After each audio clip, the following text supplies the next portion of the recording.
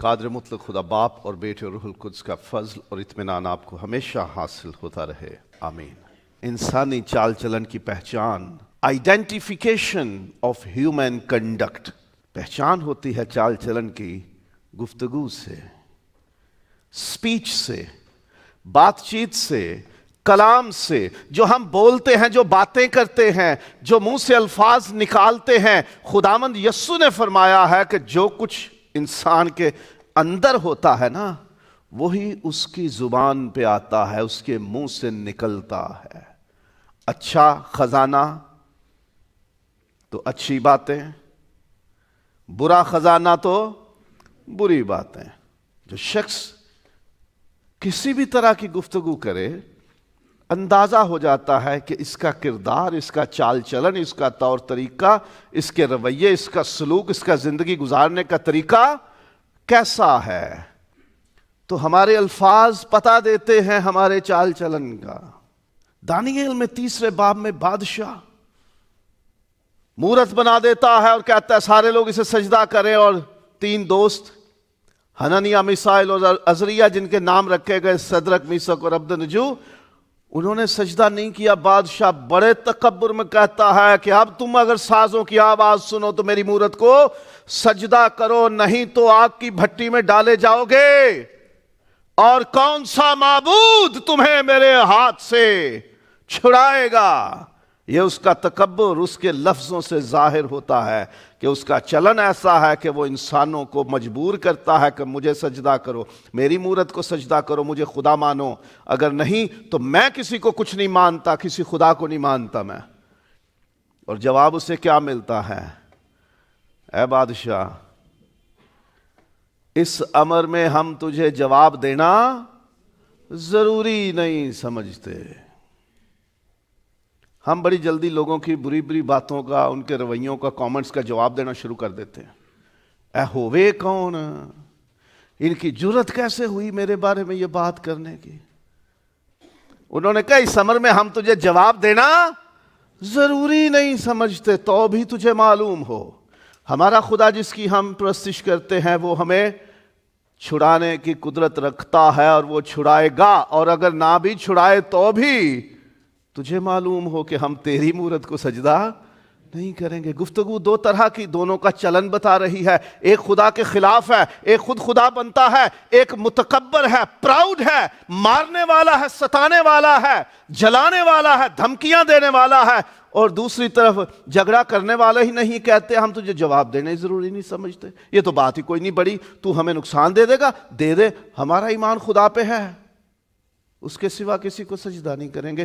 گفتگو دونوں کے چلن کا پتہ بتا رہی ہے۔ خدا کا کلام بتاتا ہے کہ ہم گفتگو سے پہچانے جاتے ہیں۔ بے وقوف بھی جب تک خاموش رہے عقل مند گنا جاتا ہے۔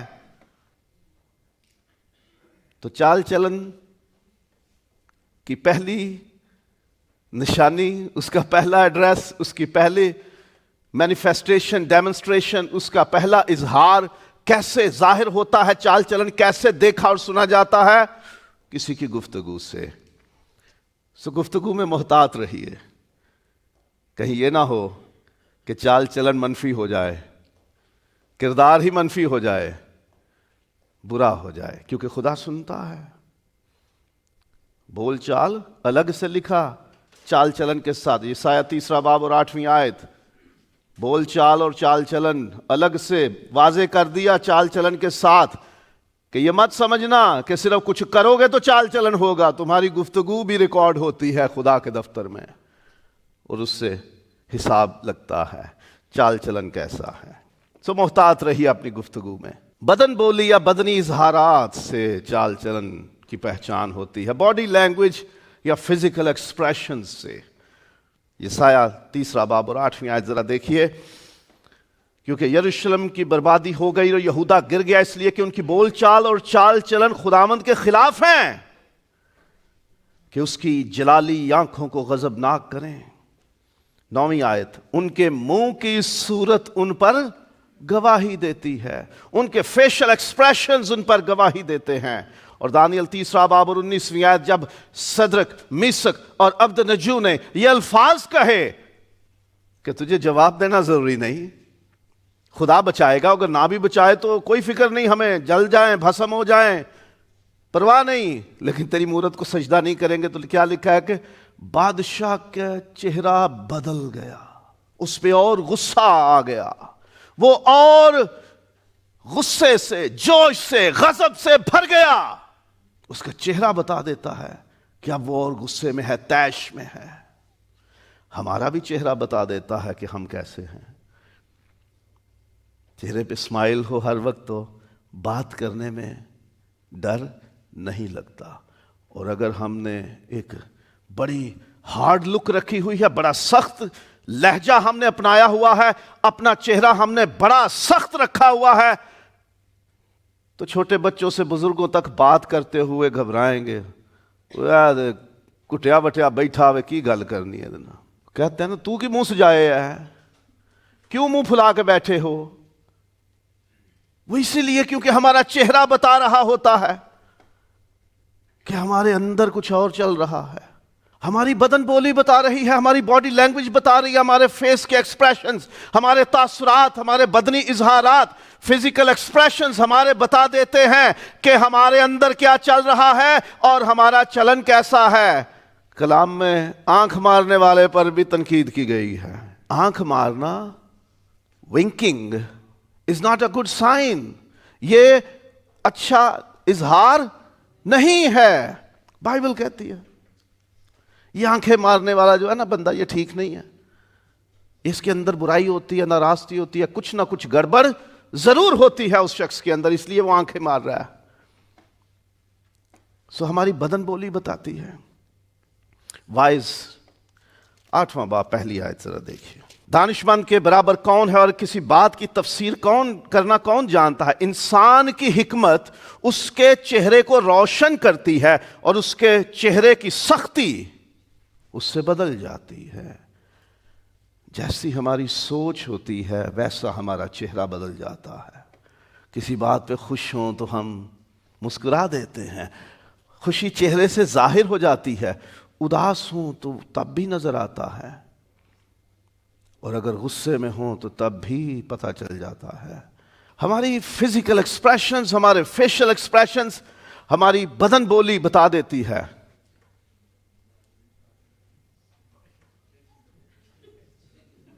ہم اپنے بدن بولی سے، اپنی باڈی لینگویج سے، اپنے جسم کے مختلف اشاروں سے، تاثرات سے اپنا چلن بتا دیتے ہیں۔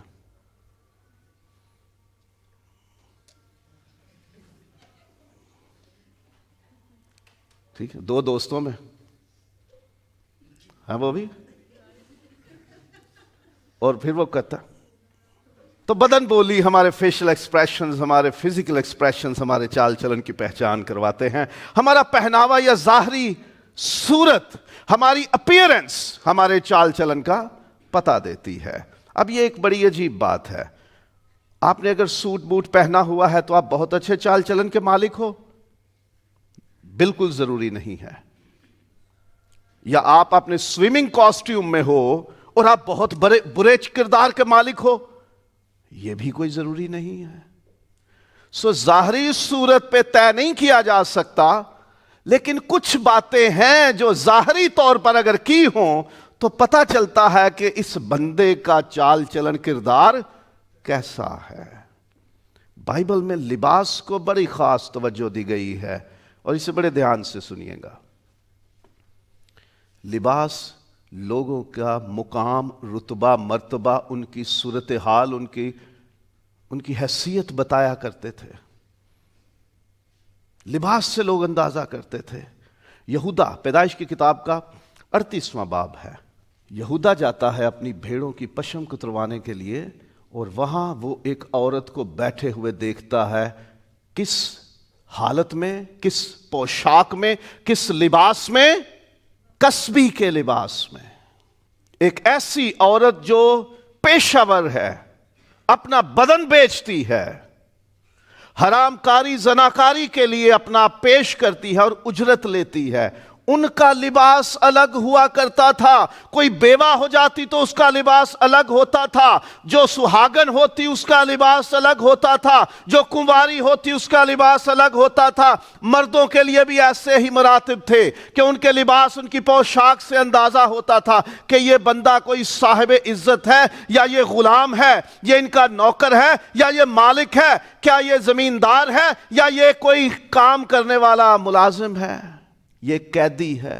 اندازہ ہوتا تھا ان کے پوشاک, ان کے حلیوں, ان کے فزیکل اپیرنس سے.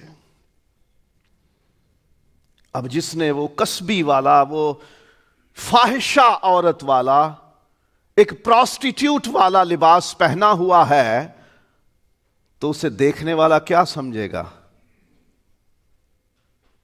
کہ اس کا چال چلن, اس کا کردار کیسا ہے؟ آف کورس, یقیناً وہ سمجھیں گے کہ یہ کوئی با کردار, پاک دامن, کوئی با عزت, با حیا عورت نہیں ہے. اس لیے اپنے پہناوے پہ توجہ کیجئے. اگر آپ کے معاشرے میں کوئی ایک پہناوا کسی طرح سے بدنامی, رسوائی اور ذلت کی علامت ہے تو اس سے پرہیز کیجئے. وہ لباس پہنیے جو باعزت سمجھا جاتا ہے, جو حیادار سمجھا جاتا ہے. اور بائبل اس کے بارے میں واضح کرتی ہے کہ انسانوں کو حیادار, باعزت لباس پہننا چاہیے. ہمارا پہناوا, ہماری ظاہری صورت بھی ہمارے چال چلن کی پہچان کرواتی ہے. ہمارے رویوں, ہمارے سلوک سے, ہمارے برتاؤ سے, جیسے ہم لوگوں سے ملتے ملاتے ہیں. کام پڑتا ہے کسی سے تو جیسے جا کے کوئی درخواست سلوک کرتے ہیں ہم, جی کام کروا دیجئے, اور وہ بندہ آگے سے آپ کا کوئی کام کر دیتا ہے. کیسے کرتا ہے, کس طرح کرتا ہے, کس انداز سے کرتا ہے, یہ ساری چیزیں پہچان کرواتی ہیں. کوئی آپ سے بات کرتا ہے اور آپ اس کا جواب کیسے دیتے ہو, کوئی آپ کے ساتھ کسی طرح سے تلخی سے پیش آتا ہے اور آپ کیسے اس کا جواب دیتے ہو, یا کوئی بڑی اچھائی آپ سے کرتا ہے اور آپ اس کا جواب کیسے دیتے ہو. سلوک جیسے آپ لوگوں سے کرتے ہو, how you behave with others, یہ بھی پہچان ہوتی ہے ہماری کہ ہمارا چال چلن کیسا ہے. فرعون خروج کی کتاب کے پہلے ہی باب میں وہ بڑا مخالف ہے اسرائیلیوں کے. انہیں مارو, ان کے بچے مارو, ان کے لڑکے مارو, لڑکیاں جیتی رکھو. اس کا سلوک اس قوم کے ساتھ بتاتا ہے کہ وہ بڑا ظالم ہے, وہ ان کا دشمن ہے, وہ اس قابل نہیں ہے کہ اس پہ ترس کھایا جائے. اس کا چال چلن خدا کی نظر میں خراب ہے. اس لیے خدا اترتا ہے اور تیسرے باب میں, پھر خروج کی کتاب کے تیسرے باب میں موسیٰ سے کہتا, میں اترا ہوں, میں نے اپنے لوگوں کا دکھ دیکھا اور میں اترا ہوں تاکہ میں اپنے لوگوں کو چھڑاؤں. تو جا کے فرعون سے کہہ, اس نے میرے پہلوٹے کو چھوا ہے, میرے بیٹے بلکہ میرے پہلوٹے کو, اور میں اسے سزا دوں گا.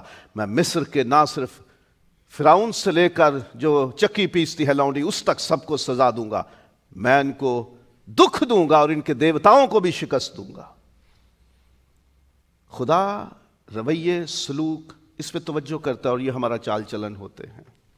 اور اسی حوالے میں خروج پہلے باب میں ہی ایک اور چال چلن نظر آتا ہے مڈ وائفز کا, دائیوں کا, جو بچے پیدا کرنے میں عورتوں کو اسسٹ کرتی ہیں, مدد کرتی ہیں.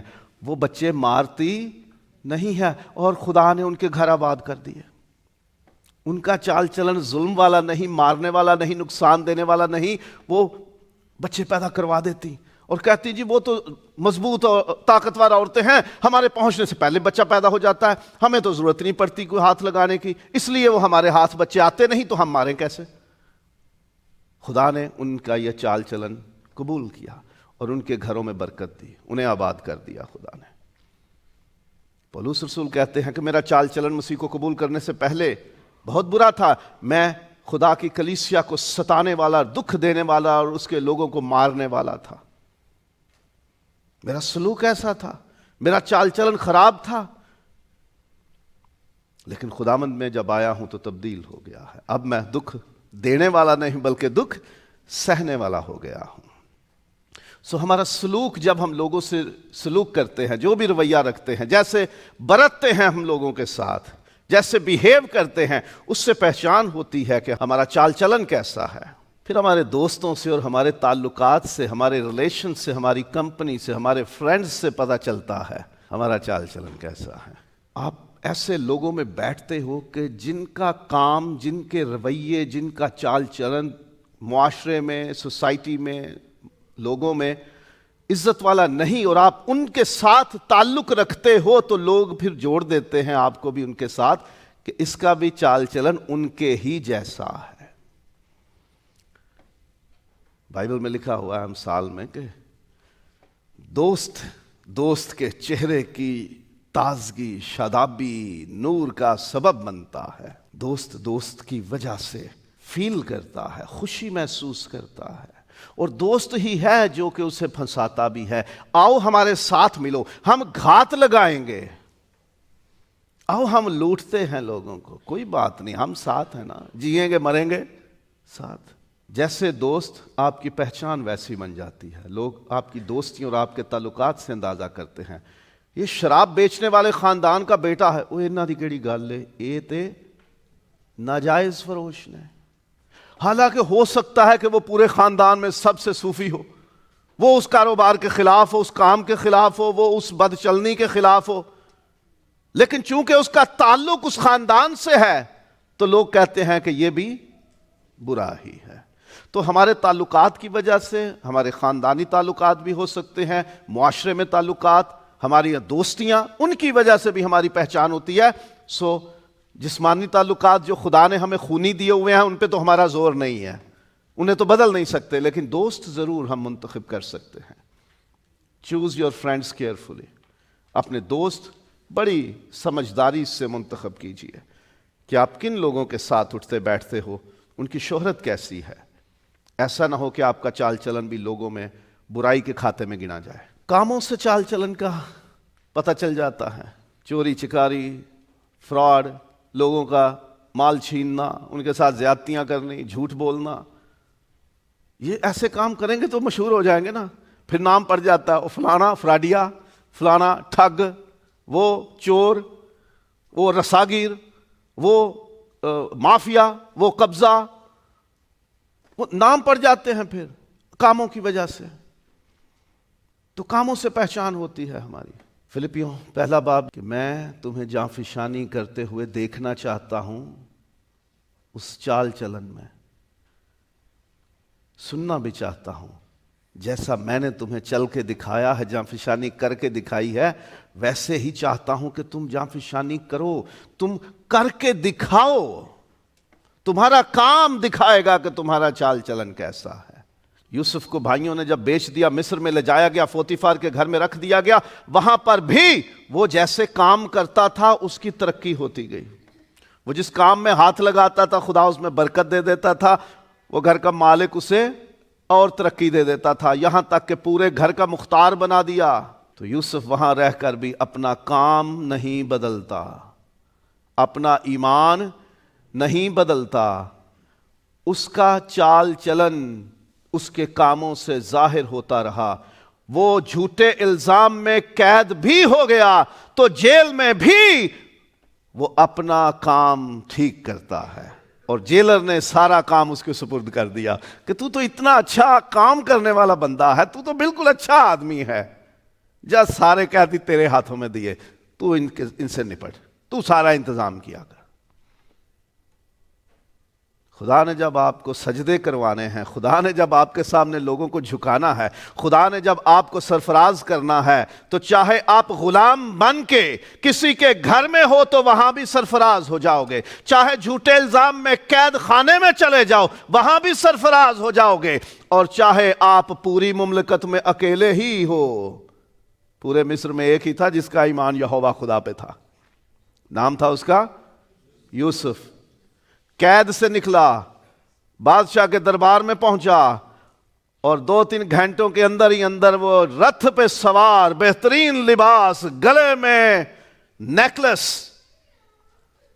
بادشاہ کی انگوٹھی ہاتھ میں پہنے مصر میں سے گزر رہا ہے۔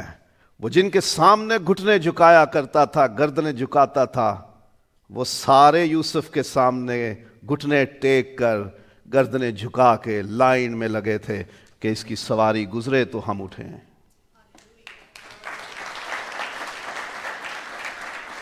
چال چلن آپ کے کاموں سے ظاہر ہوتا ہے کہ آپ کیسا کام کرتے ہو، کس طرح کا کام کرتے ہو اور کیسے کرتے ہو۔ محنت سے کرتے ہو، دیانتداری سے کرتے ہو، جانفشانی سے کرتے ہو، جی جان سے کرتے ہو، یہ جان کر کرتے ہو کہ خداوند کے لیے کرتے ہو، تو یہ تمہارا چال چلن ہے۔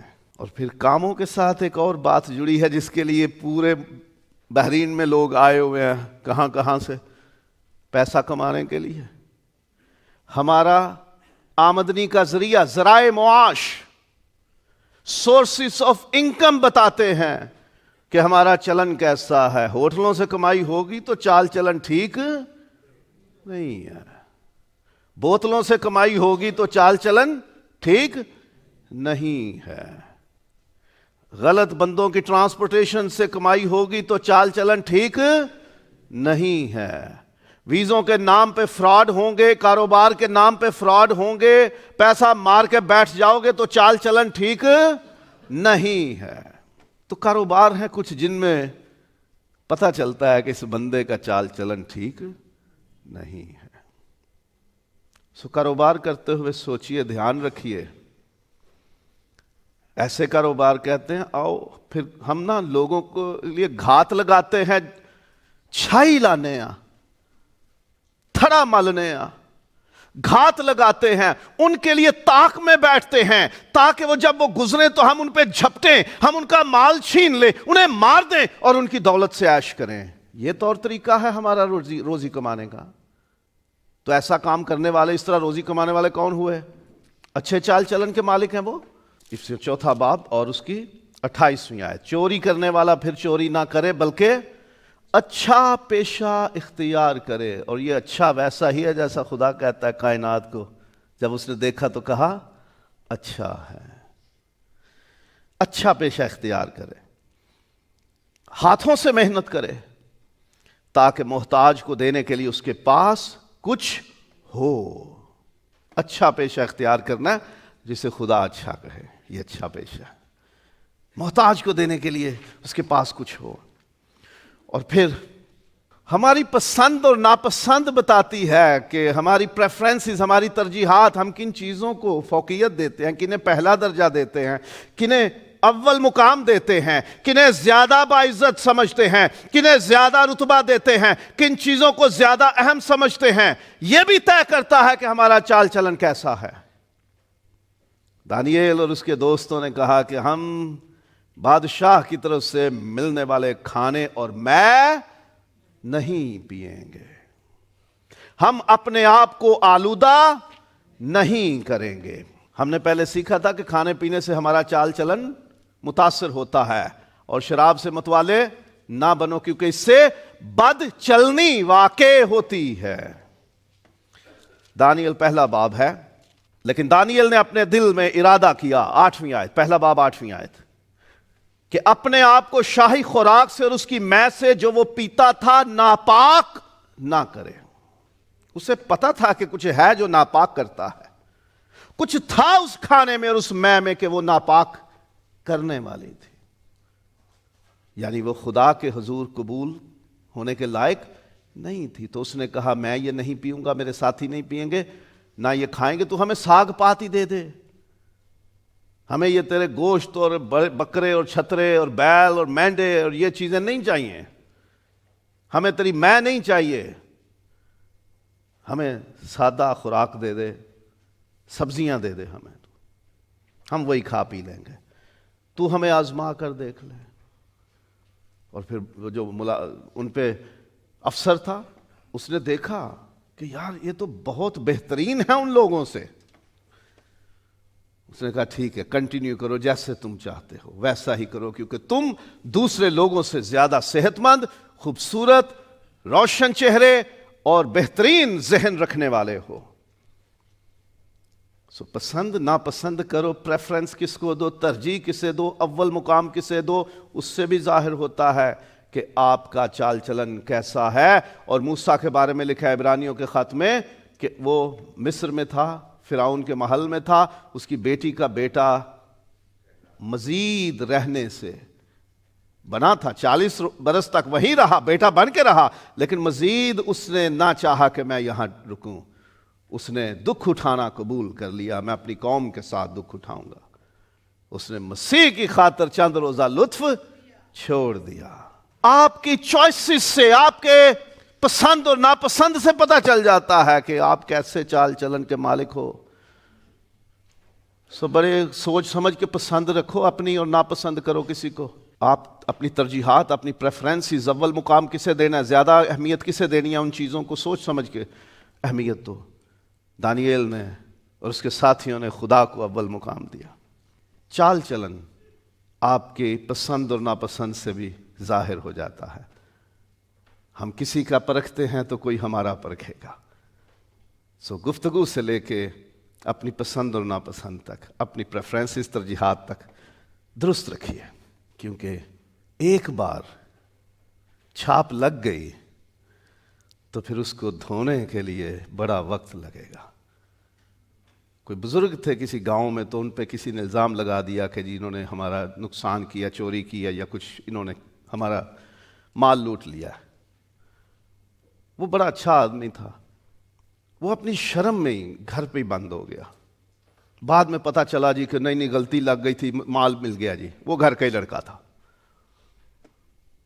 وہ گئے 4 بندے لے کے، جی ہم آئے ہیں جی معافی مانگنے کے لیے، جی مال تو ہمارے لڑکے نے اٹھایا تھا اور ہم نے آپ کا نام لگا دیا۔ اس نے کاغذ پکڑا اور اس کے ٹکڑے کیے، چھوٹے چھوٹے پرزے کر کے کہا جاؤ گلی میں پھینک آؤ۔ بندہ گیا، پھینک آیا۔ تھوڑی دیر بعد کہا جاؤ ان کو اکٹھا کر کے لاؤ۔ اس نے کہا جی کیسے؟ وہ تو اڑ پڑ گئے۔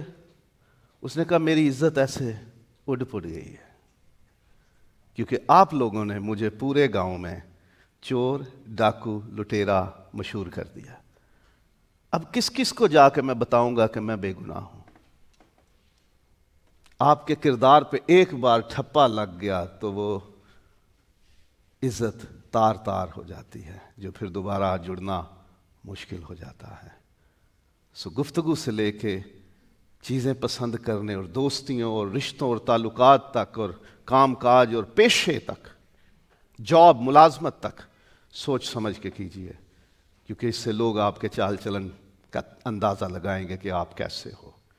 اور اگر آپ نے کسی کا اندازہ لگانا ہو تو آپ بھی ان چیزوں کو دیکھیے کہ یہ بندہ گفتگو میں کیسا ہے، اس کی دوستیاں کیسی ہیں، اس کا کام کیا ہے، اس کی پسند ناپسند کیسی ہے۔ یہ ساری چیزیں آپ کو بتا دیں گی کہ وہ چال چلن کا کیسا انسان ہے۔